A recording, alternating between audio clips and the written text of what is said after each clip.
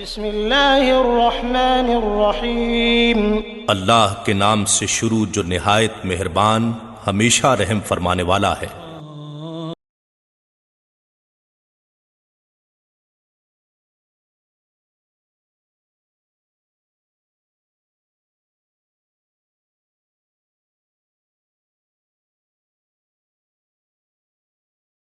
الحمد للہ وحدہ والصلاة والسلام علی من لا نبی بعدہ اللہم یا مفتح الابواب ویا مسبب الاسباب اما بعد فاعوذ باللہ من الشیطان الرجیم بسم اللہ الرحمن الرحیم اعوذ باللہ من الشیطان الرجیم بسم اللہ الرحمن الرحیم قل للمخلفین من الاعراب ستدعون الى قوم اولی بأس شدید تقاتلونهم او یسلمون وقال النبی صلی اللہ علیہ وسلم لا تقوم الساعة حتى يبعث دجالون كذابون قریب من 30 كلهم يزعم أنه رسول الله يحدثونكم ببضع من الحديث بما لم تسمعوا أنتم ولا آباؤكم فإياكم وإياهم لا يفتنونكم وأنا خاتم النبيين لا نبي بعدي أو كما قال عليه الصلاة والسلام إن الله وملائكته يصلون على النبي يا أيها الذين آمنوا صلوا عليه وسلموا تسليما اللهم صل وسلم على سيدنا محمد وعلى آله وأصحابه وبارك وسلم۔ دین اسلام کی بنیاد محمد الرسول اللہ صلی اللہ تعالی علیہ وسلم پر ایمان لانے پر ہے۔ اہل اسلام نے پہلے محمد الرسول اللہ کہا ہے صلی اللہ علیہ وسلم۔ حضور علیہ الصلاۃ والسلام کو اللہ کا رسول تسلیم کیا ہے، اور جب نبی کریم صلی اللہ علیہ وسلم کی نبوت و رسالت پر ایمان لے آئے تو اللہ رب العزت نے انہیں لا الہ الا اللہ کہنے کی توفیق عطا فرمائی ہے۔ ایمان کی جان، ایمان کا محور اور مرکز خاتم النبیین محمد الرسول اللہ صلی اللہ علیہ وسلم کی ذات اقدس ہے۔ جس طرح سے نبی کریم صلی اللہ علیہ وسلم کی نبوت و رسالت پر ایمان لانا ضروری ہے، ضروریات دین میں سے ہے، اسی طرح سے حضور علیہ الصلاۃ والسلام کو خاتم النبیین ماننا اور یہ عقیدہ رکھنا کہ نبی کریم صلی اللہ علیہ وسلم پر نبوت و رسالت کا سلسلہ مکمل ہو گیا، اور 1,24,000 انبیاء کرام علیہم السلام نے جو کچھ دین اسلام کی صورت میں پیش فرمایا تھا وہ خاتم النبیین محمد الرسول اللہ صلی اللہ علیہ وسلم نے قرآن مجید اور اپنے اسوہ حسنہ کی صورت میں مکمل فرما دیا ہے۔ عقیدہ ختم نبوت کا معنی یہ ہے کہ آپ صلی اللہ علیہ وآلہ وسلم کے بعد کسی کو نبوت عطا نہیں کی جائے گی۔ اگر کوئی شخص حضور علیہ الصلاۃ والسلام کے بعد دعوی نبوت کرتا ہے تو یقینی طور پر وہ کذاب ہے، دجال ہے، اور اللہ تبارک و تعالی اور اس کے تمام فرشتوں اور ملائکہ کی اور انبیاء کی اس پر لعنت ہے۔ قرآن مجید میں اللہ رب کریم نے ارشاد فرمایا الیوم اکملت لکم دینکم واتممت علیکم نعمتی ورضیت لکم الاسلام دینا۔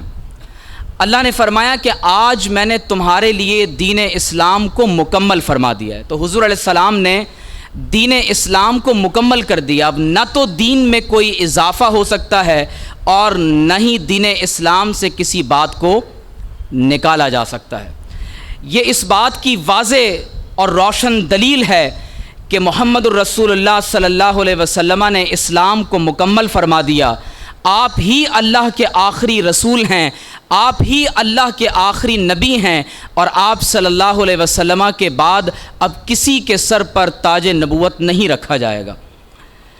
قرآن مجید میں اللہ رب کریم نے ارشاد فرمایا ما کان محمد ابا احد من رجالکم ولکن رسول اللہ و خاتم النبیین. فرمایا کہ ہم نے محمد الرسول اللہ صلی اللہ علیہ وسلم کو خاتم النبیین بنا کر مبعوث فرمایا ہے.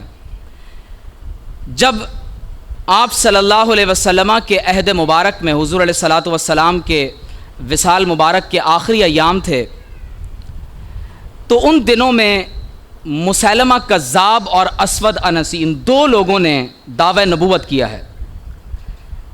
مسیلمہ کذاب اور اسود انسی ان دو لوگوں نے دعوی نبوت کیا اور آپ صلی اللہ علیہ وسلم نے اپنے صحابہ کرام رضوان اللہ علیہم اجمعین کو اسود انسی کی سرکوبی کے لیے روانہ فرما دیا.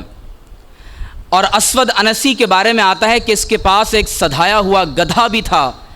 جب یہ اعلان کرتا تو گدھا اسے باقاعدہ سجدہ بھی کیا کرتا تھا. تو یاد رکھیں کہ ماضی میں تاریخ میں تقریباً بے شمار لوگ ایسے ہیں جو اس طرح کے دعوے کر چکے ہیں, لیکن جیسا کہ حضور علیہ السلام نے فرمایا کہ جو ان کے اکابرین اور ان کے بڑے ہوں گے تو فرمایا کہ ان کی کل تعداد 30 ہوگی, اور ان کا آخری جو جھوٹا کذاب اور دجال ہوگا وہ مسیح دجال ہوگا جو قرب قیامت میں ظاہر ہوگا. تو حضور علیہ الصلاۃ والسلام نے اسود انسی کی سرکوبی کے لیے صحابہ کو روانہ فرمایا اور فجر کی نماز کے بعد مسکرا کر فرمایا کہ اللہ کے دشمن اسود انسی کو قتل کر دیا گیا. تو صحابہ نے پوچھا کہ یا رسول اللہ انہیں کس نے قتل کیا؟ تو آپ صلی اللہ علیہ وسلم نے فرمایا کہ فیروز دیلمی نے جو ہمارے صحابی ہیں انہوں نے اس کذاب اور دجال کو واصل بجہنم کر دیا. صدیق اکبر رضی اللہ تعالی عنہ کے عہد میں جو سب سے پہلی خوشخبری مسلمانوں کو نصیب ہوئی وہ یہی تھی کہ اسود انسی کو قتل کر دیا گیا. مسیلمہ کذاب جب دعوی نبوت کرتا ہے تو اس نے ایک خط نبی کریم صلی اللہ علیہ وسلم کی بارگاہ میں لکھا, اور اس خط کا متن یہ تھا, اس نے لکھا من مسیلمۃ رسول اللہ الی محمد الرسول اللہ. اس نے اپنا نام پہلے لکھا, اپنے آپ کو رسول اللہ کہا, نعوذ باللہ من ذالک. حضور علیہ الصلوۃ والسلام کا نام مبارک بعد میں لکھا اور لکھا سلام علیک, آپ پر سلام ہو. اما بعد فإنی قد اشرکت فی الامر معک. اس نے کہا کہ میں کار نبوت میں آپ کا شریک ہو گیا ہوں. جس طرح سے آپ نعوذ باللہ اللہ کے نبی اور رسول ہیں, میں بھی اللہ کا رسول اور نبی ہوں نعوذ باللہ, اور میں نبوت کے کام میں آپ کا شریک ہو گیا ہوں. وَإِنَّ لَنَا نِصْفُ الْأَرْضِ وَلِقُرَيْشٍ نِصْفُ الْأَرْضِ. اس نے کہا کہ میرا تعلق بنو حنیفہ سے ہے, آدھی زمین میری ہے اور آدھی زمین قریش کے لیے ہے. کہا وَلَكِنَّ قُرَيْشًا قَوْمٌ يَعْتَدُونَ. لیکن جو قریش کے لوگ ہیں یہ حد سے تجاوز کرنے والے. دو لوگ تھے جو حضور علیہ الصلوۃ والسلام کی بارگاہ میں یہ خط لے کر آئے. ایک کا نام ابن اثال تھا اور دوسرا عبداللہ بن نواحہ تھا. نبی کریم صلی اللہ علیہ وسلم نے ان خط لانے والوں سے فرمایا کہ فما تقولان انتما, تم کیا کہتے ہو, تم کیا کہتے ہو اس کے بارے میں؟ تو انہوں نے کہا کہ نقول کما قال, ہم بھی وہی کہتے ہیں جو مسیلمہ کذاب نے کہا. تو حدیث شریف میں آتا ہے کہ حضور علیہ السلام نے فرمایا کہ فقال, آپ نے فرمایا کہ اما واللہ لولا ان الرسل لا تقتل لضربت اعناقکما. فرمایا اللہ کی قسم اگر سفیر کو قتل نہ کیا جاتا تو میں تم دونوں کی گردن قلم کر دیتا. یہ حضور علیہ الصلوۃ والسلام نے خود ارشاد فرمایا. ہمارے ہاں بعض افراد اس حدیث مبارکہ کو بنیاد بنا کر یہ بھی کہتے ہیں کہ جناب دیکھیں نبی کریم صلی اللہ علیہ وسلم نے نرمی کا اظہار کیا. نبی کریم صلی اللہ علیہ وسلم نے جب اس کے جواب میں خط لکھا تو فرمایا بسم اللہ الرحمن الرحیم من محمد الرسول اللہ صلی اللہ علیہ وسلم الی مسیلمۃ الکذاب، حضور علیہ الصلوۃ والسلام نے 2 جملوں میں حق اور باطل کو واضح کر دیا، اس کو کذاب لکھ دیا۔ فرمایا والسلام علی من اتبع الہدی، سلام ہو اس پر جس نے ہدایت کی پیروی کی۔ اما بعد فإن الارض للہ یورثها من یشاء من عبادہ والعاقبۃ للمتقین۔ بس یہ چند لائنوں کا خط تحریر فرما دیا۔ حدیث میں آتا ہے کہ حضور علیہ الصلوۃ والسلام نے مجلس پر نظر ڈالی اور فرمایا کہ کون ہے جو یہ خط مسیلمہ کذاب کے پاس لے کر جائے۔ حضرت حبیب بن زید رضی اللہ تعالی عنہ کھڑے ہوئے، حضور علیہ الصلوۃ والسلام کا نامہ مبارک لے کر جب مسیلمہ کذاب کی قوم کے پاس پہنچے تو مسیلمہ کذاب کے لوگوں نے آپ کو گھیر لیا۔ مسیلمہ کذاب نے جب وہ خط پڑھا تو وہ آگ بگولا ہو گیا اور کہنے لگا کہ تم محمد صلی اللہ علیہ وسلم کے بارے میں کیا کہتے ہو؟ آپ نے فرمایا کہ وہ اللہ کے رسول ہیں۔ کہا میرے بارے میں کیا گمان ہے؟ کہا کہ میں تمہاری یہ بکواس سننے سے بہرا ہوں، مجھے تمہاری آواز نہیں آتی۔ فرمایا تمہاری یہ گفتگو میرے کانوں میں نہیں ٹکراتی۔ اس ملعون نے اپنے نیزے سے آپ کے جسم کو ادھیڑنا شروع کیا، آپ کا پورا جسم لہو لہان ہو گیا، لیکن آپ رضی اللہ تعالی عنہ نے مسیلمہ کذاب کی بات سننے سے انکار کر دیا۔ حدیث میں آتا ہے کہ مسیلمہ کذاب نے آپ کے جسم کے ایک ایک حصے کو کاٹا، وہ ہاتھ کاٹتا، پیر کاٹتا، ناک اور منہ کاٹتا۔ آپ ہر بات پر کہتے اشہد ان لا الہ الا اللہ و اشہد ان محمد الرسول اللہ صلی اللہ علیہ وسلم، اور مسیلمہ کذاب سے کہتے کہ میں تیری بکواس سننے سے بہرا ہوں۔ اس نے آپ کو شہید کر دیا۔ نبی کریم صلی اللہ علیہ وسلم کے وصال کے بعد حضرت عبداللہ بن عباس رضی اللہ تعالی عنہ، عبداللہ بن مسعود رضی اللہ تعالی عنہ کوفہ کے گورنر تھے۔ ایک صحابی ایک مسجد کے پاس سے گزرے، فجر کی نماز کا وقت تھا، وہاں پر نماز فجر کو ادا کیا تو دیکھا کہ وہاں پر مسیلمہ کذاب کے لوگ موجود ہیں اور وہ فجر کی نماز میں قرآن کے بجائے مسیلمہ کذاب کی باتیں تلاوت کر رہے ہیں۔ وہ سمجھ گئے، واپس آئے، عبداللہ بن مسعود کو خبر دی، آپ نے پولیس بھیجی، ان سب کو گرفتار کیا گیا۔ ان تمام کے تمام لوگوں نے توبہ کر لی اور دائرہ اسلام میں داخل ہو گئے، لیکن عبداللہ بن مسعود نے ان میں سے ایک شخص کو پہچان لیا، اس کا نام عبداللہ بن نواحہ تھا۔ فرمایا کہ تو وہی ہے جو حضور کی بارگاہ میں خط لے کر آیا تھا؟ تو اس نے کہا کہ ہاں میں وہی ہوں۔ تو آپ نے فرمایا کہ میں نے خود رسول اللہ صلی اللہ علیہ وسلم کو یہ فرماتے ہوئے سنا ہے کہ اگر تو سفیر نہیں ہوتا تو تجھے قتل کر دیتا، آج کل تیرا کیا شغل ہے؟ تو آج کل سفیر تو نہیں؟ اس نے کہا میں سفیر نہیں۔ تو آپ نے اسی وقت اس ملعون کی گردن کو اڑانے کا حکم دیا۔ قرآن مجید میں سورہ فتح کی آیت نمبر 16 میں اللہ رب العزت نے فرمایا کہ قل للمخلفین من الاعراب، جب حضور علیہ الصلوۃ والسلام میں کے ساتھ جنگ میں حصہ لینے سے کچھ لوگ پیچھے رہ گئے تو انہوں نے کہا کہ اگر ہمیں موقع ملے گا تو آئندہ آنے والے وقتوں میں ہم اپنی تلوار کے جوہر دکھائیں گے۔ تو اللہ نے فرمایا قل للمخلفین من الاعراب، یہ جو لوگ جنگوں میں پیچھے رہ گئے ہیں آپ ان سے کہہ دیجئے کہ فکر نہ کرو، ستدعون الی قوم اولی باس شدید تقاتلونہم او یسلمون، فرمایا کہ تمہیں عنقریب ایک ایسی قوم کی طرف بلایا جائے گا کہ جن کے ساتھ جو شدید ترین لڑنے والے ہوں گے اور ان کے ساتھ دو ہی باتیں ہوں گی۔ فرمایا تقاتلونہم، تم ان کے ساتھ قتال کرو گے، او یسلمون، یا وہ دائرہ اسلام میں داخل ہو جائیں گے۔ تو فرمایا ان دو میں سے کوئی تیسری کیفیت وہاں پر نہیں ہوگی۔ صحابہ کرام فرماتے ہیں کہ ہمیں اس آیت مبارکہ کا مفہوم معلوم نہیں تھا، لیکن جب صدیق اکبر رضی اللہ تعالی عنہ کے دور میں مسیلمہ کذاب کے خلاف، بنو حنیفہ کے خلاف مسلمانوں کو جہاد کے لیے بلایا گیا تو اس وقت ہمیں یہ معلوم ہوا کہ محمد الرسول اللہ صلی اللہ علیہ وسلم کی امت کو جس قوم کے خلاف جہاد کے لیے قرآن نے دعوت دی ہے اور ان کے ساتھ صرف دو ہی معاملات ہوں گے، تقاتلونہم او یسلمون، فرمایا کہ ہم جان گئے کہ وہ صدیق اکبر کی قیادت میں مسیلمہ کذاب کے خلاف مسلمانوں کا جہاد اور قتال کرنا تھا۔ یہ بات واضح ہو گئی۔ نبی کریم صلی اللہ علیہ وسلم نے خود اپنی احادیث طیبہ میں جن کا معاملہ تواتر کی حد تک پہنچتا ہے، حضور علیہ الصلوۃ والسلام نے ارشاد فرمایا کہ عنقریب فرمایا کہ 30 کذاب اور دجال ظاہر ہوں گے، ان میں سے ہر ایک یہ گمان کرے گا کہ وہ اللہ کا رسول ہے۔ فرمایا تم سے ایسی باتیں کریں گے نہ تم نے سنی ہوں گی نہ تمہارے آباء و اجداد نے سنی ہوں گی۔ حضور نے فرمایا تمہیں ان کے ساتھ کیسے رہنا ہے؟ فرمایا فَإِيَّاكُمْ وَإِيَّاهُمْ، فرمایا وہ تم سے دور رہیں اور تم ان سے دور رہو، تم ان سے دور رہو اور وہ تم سے دور رہیں۔ فرمایا لا یفتنونکم، یہ تمہیں کسی آزمائش میں نہ ڈال دیں۔ وَأَنَا خَاتَمُ النَّبِيِّينَ، فرمایا میں اللہ کا آخری نبی ہوں۔ لا نبی بعدی، فرمایا میرے بعد کسی کو نبوت عطا نہیں کی جائے گی۔ صدیق اکبر کے دور میں جو مسلمہ کذاب کے خلاف جنگ یمامہ ہوئی ہے، آپ اندازہ کیجئے کہ حضور علیہ الصلوۃ والسلام نے اسلام کی سربلندی کے لیے 27 غزوات اور کل جنگوں کی تعداد 52 سے زیادہ بنتی ہے۔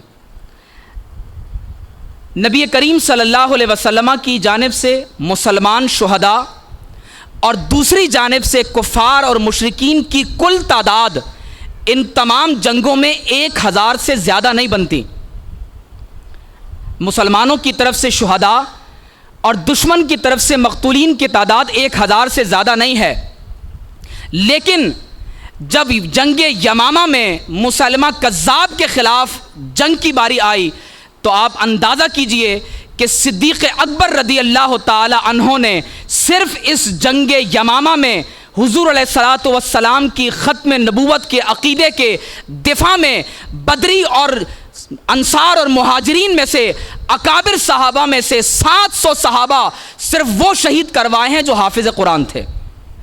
اس سے اندازہ یہ ہوتا ہے کہ جس انداز سے مسلمانوں نے بالخصوص دور اول میں ختم نبوت کے ناموس رسالت کے دفاع کے لیے اپنی جانوں کا نذرانہ پیش کیا، تو اقبال نے اس بات کو اس لیے فرمایا تھا کہ بمصطفیٰ برساں خیش کے دین ہمہ اوست، فرمایا کہ اگر تم یہ سمجھنا چاہتے ہو کہ دین کیا ہے تو کہا حضور علیہ الصلوۃ والسلام کے قدموں میں پہنچو۔ فرمایا دین حضور کے قدموں میں پہنچنا ہے، اگر تم حضور کے قدموں میں نہیں پہنچے تو فرمایا وہ جو کچھ ہوگا وہ بو لہبی ہوگی، فرمایا وہ دین اسلام نہیں ہو سکتا۔ آپ اندازہ کیجئے کہ جب مسلمہ کذاب اور اس کی قوم نے انکار کیا تو کس طرح سے مسلمانوں نے ان کے خلاف اعلان جہاد کیا۔ میں اپنی گفتگو کو مختصر کرتے ہوئے اس بات کی طرف آنا چاہتا ہوں کہ تاریخ میں 2 لوگ ایسے گزرے ہیں جنہوں نے دعوی نبوت کیا اور سب سے زیادہ امت مسلمہ کو نقصان پہنچایا۔ ایک مسلمہ کذاب ہے اور دوسرا مرزا غلام قادیانی ہے کہ جس نے اپنے دعوی نبوت کے جواب میں 11,000 سے زائد صفحات جو انتہائی لغو، بیکار، فضول اور لایانی قسم کی باتوں پر مشتمل ہیں، 11,000 صفحات اس نے رقم کیے۔ 1908 میں اس شخص کا انتقال ہوا اور انتہائی بدترین اور عبرتناک موت اللہ رب کریم کی جانب سے اس شخص کو دی گئی۔ پاکستان بننے کے بعد سے بالخصوص یہ جو سارا آپ سوشل میڈیا اور انٹرنیٹ کے اوپر آپ سلسلہ دیکھتے رہیں، 73 کے قانون میں قادیانیوں کو غیر مسلم قرار دیا گیا۔ ویسے یہ بات ایک قابل بحث ہے کہ کیا ختم نبوت کے منکر کو غیر مسلم اقلیت قرار دیا جا سکتا ہے؟ یقینی طور پر جب آپ اسلامی ریاست میں بسنے والوں کو غیر مسلم اقلیت کہتے ہیں، جیسے کرسچنز ہیں، جوز ہیں، ہندوز ہیں، بدھسٹ ہیں، تو وہ یقینی طور پر ذمی کہلا سکتے ہیں۔ لیکن ذمی کو ذمی اس لیے کہا جاتا ہے کہ اس کی جان، مال، عزت، آبرو اور اس کے دینی بعض معاملات جس کی شرعی طور پر اسلامی ریاست میں اجازت دی جا سکتی ہے، اس کا دفاع اور اس کا ذمہ اسلامی ریاست کے سپرد ہوتا ہے۔ لیکن یہ تصور نہیں کیا جا سکتا کہ صدیق اکبر رضی اللہ تعالی عنہ مسلمہ کذاب کا دفاع کر رہے ہیں۔ ان کے لیے صرف یہی بات ہوگی کہ تقاتلونہم او یسلمون، اگر اسلامی ریاست اپنی صحیح اسپرٹ کے ساتھ کام کرتی ہے تو 2 ہی باتیں ہوں گی، یا تو وہ دائرہ اسلام میں داخل ہو جائیں یا اسلامی ریاست کی طرف سے ان کے خلاف اعلان جہاد کیا جائے گا۔ یہ بات اس سے بھی زیادہ بڑی ہے کہ اگر کوئی ریاست کے اندر ریاست بنا لے، اگر ریاست کے اندر کوئی ریاست بنا لیتا ہے، کوئی ریاست کے خلاف بغاوت اور ٹریزن کا اقدام کرتا ہے، تو ایسے شخص کے خلاف جہاد اور جنگ کی جاتی ہے، اس کی گردن کو قلم کر دیا جاتا ہے۔ کپڑے کا ایک ٹکڑا جسے فلیگ یا جھنڈا کہا جاتا ہے، تمام تر لوگ مل کر اسے سلیوٹ کرتے ہیں۔ اگر اس کو کوئی جلا دے تو اس کے خلاف بغاوت کا مقدمہ دائر کیا جاتا ہے۔ یاد رکھ لیں کہ محمد الرسول اللہ صلی اللہ علیہ وسلم کی ختم نبوت کا اعلان، یہ نعوذ باللہ من ذالک اتنا بڑا گناہ ہے، اتنا بڑا گناہ ہے کہ اگر کوئی شخص حضور کی نبوت کا انکار کر دے تو دین اسلام کی عمارت مکمل طور پر ختم ہو جاتی، منہدم ہو جاتی۔ اس لیے امام مالک سے کسی نے پوچھا کہ حضرت اگر حضور کی شان میں توہین ہو جائے، خلیفہ منصور نے پوچھا تو مسلمانوں کو کیا کرنا چاہیے؟ آپ نے فرمایا کہ اگر مسلمانوں کی نبی کی شان میں توہین ہو جائے، فرمایا ایسی امت کو زندہ رہنے کا کوئی حق نہیں ہے، فرمایا ایسی امت کو زندہ رہنے کا حق نہیں۔ ابھی حال ہی میں وقتاً فوقتاً، کیونکہ United States commission on international religious freedom کی اگر آپ رپورٹس اٹھا کر دیکھیں، 3 قوانین ہیں وہ ان کو بہت ناپسند ہیں۔ کہتے ہیں blasphemy laws, anti Ahmadiyya laws اور حدود آرڈیننس، وہ کہتے ہیں اس کو ختم کریں۔ ہر دور میں ہر حکومت سے وہ مطالبہ کرتے رہیں، تو ہر دور میں ہر حکومت اپنی فرما برداری ظاہر کرنے کے لیے تھوڑا بہت اس میں کوئی نہ کوئی رد و بدل، کوئی تبدیلی کرنے کی کوشش کرتی رہتی ہے۔ جنرل مشرف صاحب کے دور میں 2002 میں کنڈکٹ آف جنرل الیکشنز 2002 متعارف کروایا گیا، کیونکہ اس سے پہلے جب پاکستان میں مسلم اور غیر مسلم ووٹ ڈالا کرتے تھے تو مسلم مسلموں کو ووٹ ڈالتے تھے، غیر مسلم غیر مسلموں کو ووٹ ڈالتے تھے، ان کی نشستیں بھی اسمبلی میں الگ ہوتی تھیں۔ جب جنرل صاحب نے ان دونوں کو ایک کیا تو نتیجہ یہ نکلا کہ یہ کیسے پتہ چلے گا کہ یہ جو ووٹر ہے یہ قادیانی ہے یا نہیں، تو انہوں نے 7B اور 7C کا اس میں ایک باقاعدہ اس میں ایڈیشن کروایا، جس سے یہ بات واضح ہونی تھی کہ کون قادیانی ہے اور کون مسلمان ہے۔ موجودہ حکومت نے جب انتخابات کی اصلاحات سے متعلق بل کو منظور کیا تو اس کا نتیجہ یہ ہوا کہ انہوں نے جنرل مشرف کے دور میں منظور کیے جانے والے اس بل کو بھی منسوخ قرار دے دیا، جس کا نتیجہ یہ ہوا کہ جداگانہ انتخاب کا سلسلہ تو ختم ہو گیا، اب انتخابات تو مکمل طور پر ایک ساتھ ہی کیے جائیں گے جس میں مسلم اور غیر مسلم ووٹر کی تفریق ختم ہو گئی، لیکن وہ کلاز قانون کے وہ شقیں جو ان دونوں میں تفریق کرتی تھیں کہ کون قادیانی ہے کون مسلمان ہے، انہوں نے اس کو بھی ہٹا دیا اور بعد میں کہنے لگے کہ یہ اصل میں کلرک کی غلطی سے ہو گیا، کلرک کی غلطی سے ہو گیا۔ لیکن الحمدللہ پاکستانی مسلمان کتنے ہی بدکار، بے نمازی، سود خور اور اللہ اور اس کے رسول علیہ الصلاۃ والسلام کے نافرمان کتنے ہی کیوں نہ ہوں، لیکن یہ بات ایک مرتبہ پھر ثابت ہو گئی کہ 2 چیزیں ایسی ہیں کہ پاکستانی اور پوری دنیا کے مسلمان الحمدللہ اس پر کبھی کمپرومائز نہیں کر سکتے۔ ایک حضور علیہ الصلاۃ والسلام کی توہین رسالت اور ناموس رسالت کا مسئلہ ہے، اور دوسرا محمد الرسول اللہ کی ختم نبوت کا مسئلہ ہے۔ ہمارے نبی علیہ الصلاۃ والسلام کا کردار تو یہ ہے کہ ایک یہودی بچہ، اسے جب حضور علیہ الصلاۃ والسلام سے محبت ہو گئی، حضور علیہ الصلاۃ والسلام کے جانی دشمنوں کا بچہ ہے، غزوہ بنو قینقاع میں جو ایک مسلمان عورت کو برہنہ کر دیتے ہیں، غزوہ بنو نذیر کے اندر جو حضور علیہ الصلاۃ والسلام کو نعوذ باللہ زہر دینے کی کوشش کرتے ہیں، اوپر سے پتھر گرانے کی کوشش کرتے ہیں، اور ایسے لوگ جو غزوہ خندق میں مسلمانوں کی پیٹھ میں چھرا گھوپیں، اور جن کے بارے میں قرآن مجید میں اللہ نے فرمایا کہ لَتَجِدَنَّ أَشَدَّ النَّاسِ عَدَاوَةً لِلَّذِينَ آمَنُوا الْيَهُودُ وَالَّذِينَ أَشْرَكُوا، فرمایا کہ بدترین دشمنی میں اگر مسلمانوں کے کوئی آگے ہے تو فرمایا وہ یہود ہیں اور مشرکین ہیں۔ اس کے باوجود ہمارے نبی کی تعلیم کیا ہے، ہمارے نبی علیہ الصلاۃ والسلام کا اسوہ کیا ہے؟ ایک یہودی بچہ حضور کا عاشق ہو گیا، حضور سے محبت کرنے لگا۔ اب معمول کیا تھا کہ جب حضور علیہ الصلاۃ والسلام مسجد میں آتے تو آقا علیہ الصلاۃ والسلام کی نالین شریفین کو اٹھا لیتا، جب آپ صلی اللہ علیہ وسلم مسجد سے دوبارہ آتے تو نالین شریفین حضور علیہ الصلاۃ والسلام کو پیش کر دیتا، جب آپ صلی اللہ علیہ وسلم وضو فرماتے تو وضو کا پانی حضور کی بارگاہ میں پیش کرتا۔ بیمار ہو گیا، آنا جانا بند ہو گیا، حضور نے وجہ پوچھی، معلوم ہوا کہ بیمار ہے تو اپنے دشمن کے گھر عیادت کے لیے چلے گئے۔ جب حضور علیہ الصلاۃ والسلام نے دیکھا تو اندازہ ہوا، اللہ رب کریم نے آگاہ فرمایا کہ بچے کا آخری وقت ہے۔ حضور علیہ الصلاۃ والسلام نے ارشاد فرمایا قل لا الہ الا اللہ، فرمایا تمہارے گھر آ کے تمہیں اسلام کی دعوت دے رہا ہوں، کہہ دو کہ اللہ کے سوا کوئی عبادت کے لائق نہیں۔ اس بچے نے اپنے یہودی باپ کی طرف دیکھا، باپ خاموش کھڑا رہا۔ حضور نے پھر فرمایا کہ قل لا الہ الا اللہ۔ وہ بچہ اپنے باپ کو دیکھتا ہے، باپ پھر حضور علیہ الصلوۃ والسلام کی طرف دیکھ کر کہتا ہے کہ اطیع ابا القاسم، محمد الرسول اللہ جو تم سے کہہ رہے ہیں ان کی اطاعت کر لو۔ اس بچے کی زبان پر جاری ہوا لا اشہد ان لا الہ الا اللہ وانک رسول اللہ، یا رسول اللہ میں گواہی دیتا ہوں کہ اللہ کے سوا کوئی عبادت کے لائق نہیں اور آپ اللہ کے رسول ہیں۔ اس کی جان قبض ہو گئی۔ جب حضور علیہ الصلوۃ والسلام باہر تشریف لانے لگے تو مسکراتے ہوئے آئے اور فرمایا الحمدللہ الذی انقذہ بی من النار، تمام تعریفیں اللہ کے لیے ہیں کہ میرے وسیلے سے اس یہودی بچے کو جہنم کی آگ سے محفوظ و مامون فرما لیا۔ تو دوستو بزرگو، مسلمان ختم نبوت کے لیے اپنا سب کچھ قربان کرنے کے لیے تیار ہیں، لیکن کہا جاتا ہے کہ غلامی رسول میں موت بھی قبول ہے، لیکن ہمیں غلامی رسول میں زندگی قبول نہیں ہے۔ ہم غلامی رسول میں مرنا تو چاہتے ہیں لیکن غلامی رسول میں جینا نہیں چاہتے۔ میں صرف ایک اقتباس مرزا قادیانی کی کتاب سے پڑھ کے اپنی گفتگو کو ختم کر رہا ہوں۔ مرزا قادیانی نے لکھا، اس نے کہا کہ میں یہ کفریہ عبارت پڑھ رہا ہوں، اللہ تعالیٰ سب کو محفوظ و مامون فرمائے۔ اس نے کہا کہ حق یہ ہے کہ خدا تعالیٰ کی وہ پاک وحی جو میرے اوپر نازل ہوتی ہے، اس میں ایسے لفظ رسول اور مرسل اور نبی کے موجود ہیں، نہ ایک دفعہ بلکہ صدہا دفعہ۔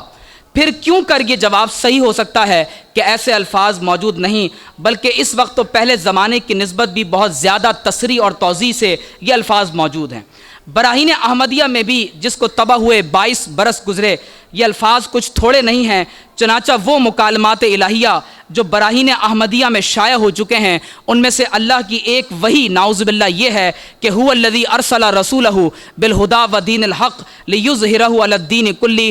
اس میں صاف طور پر اس عاجز یعنی ملعون مرزا قادیانی کو رسول کہہ کر پکارا گیا ہے۔ پھر اس کے بعد اسی کتاب میں میری نسبت یہ وحی اللہ ہے کہ جر اللہ فی حلل الانبیاء، یعنی خدا کا رسول نبیوں کے حلوں میں دیکھو۔ پھر اسی کتاب کے مکالمے میں وحی الہی ہے محمد الرسول اللہ والذین معہ اشداء علی الکفار، نعوذ باللہ من ذالک۔ اس وحی الہی میں میرا نام محمد رکھا گیا اور رسول رکھا گیا۔ اس انداز کی نہ جانے کس قدر توہین آمیز باتیں ہیں جو میں آپ کے سامنے پڑھ کر بھی نہیں سنا سکتا۔ تو اس لیے یاد رکھ لیں کہ ختم نبوت کا جو عقیدہ ہے، اس کی ہمیں اپنی بابت بھی ہمیں اس کی تربیت لینی ہے، اور اپنی اولاد اور اپنی نسلوں کو بھی ہمیں اس کی تربیت کرنی ہے۔ اور میں اپنی گفتگو کو اس پیغام پر مکمل کر رہا ہوں کہ آج جس طرح سے علامہ رضوان دامت برکاتہم العالیہ نے بھی حضور قبلہ عالم کے یوم ولادت کے حوالے سے آپ نے اظہار خیال فرمایا ہے، تو یقینی طور پر ہماری جماعت کے اندر حضرت والا کا یوم ولادت یقینی طور پر ایک ایسا دن ہے کہ جس میں ہمیں عہد وفا کی تجدید کرنی چاہیے، اور ہمیں بے شعوری، بے مقصدیت، لا یانیت، اور جو ہم اللہ تبارک و تعالیٰ کے دین کی دعوت کے اصل کام سے جو ہم دور ہوتے چلے جا رہے ہیں، مقصد یہ ہے کہ ان دنوں کو یاد کیا جائے، اپنے بزرگوں کی مناقب اور فضائل بیان کیے جائیں، تاکہ اللہ رب کریم ان بزرگوں کی سیرت سے، ان کی زندگی سے ہمیں بھی سبق حاصل کرنے کی توفیق عطا فرمائے۔ اللہ رب کریم ہم سب کا خاتمہ بالایمان فرمائے۔ اللہ رب کریم ہم سب کی حاضری اپنی بارگاہ میں قبول و منظور فرمائے۔ وآخر دعوانا ان الحمدللہ رب العالمین۔